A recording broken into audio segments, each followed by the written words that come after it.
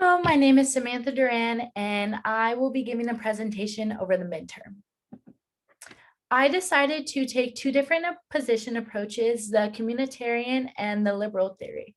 I believe that individuals are they base their reality off of the communities or environments that they were in.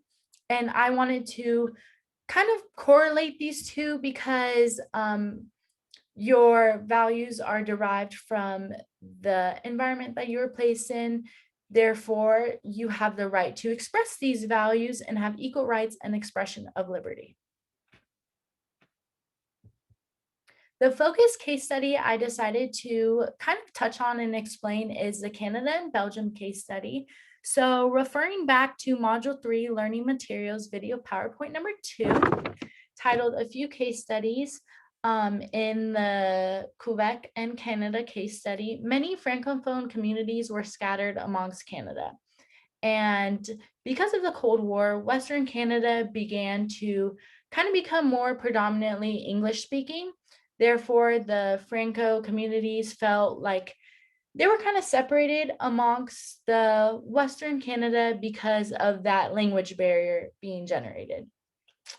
And that kind of relates to the communitarian approach because you are basically your territory generates an effect on your identity, and this identity generates the language that you speak and your ideals. And to kind of integrate the liberal theory, many businesses in Canada decided to generate the freedom to express a desired language. So for example, in one of the PowerPoint slides, it said Cafe Starbucks. To reference the Belgium case study, two populations were brought together, the Flanders, and I really apologize for mispronouncing this, the Wallonia, and they were French and Flemish speaking languages.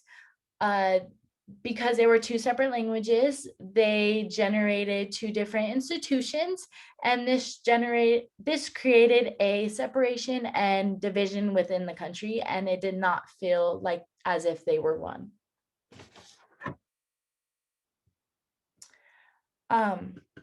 Now, in addition, to move on to how I would revise the UN Charter to incorporate the right to self-determination is I believe that the right to self-determination is a communitarian and liberal right.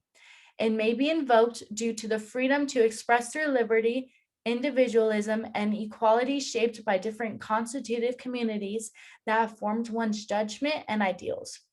Claims of self-determination will be investigated by the UN Rights Council, and the final authority to decide upon a claim of self-determination will rest with the state regulations with the heavy influence of United Nations factors.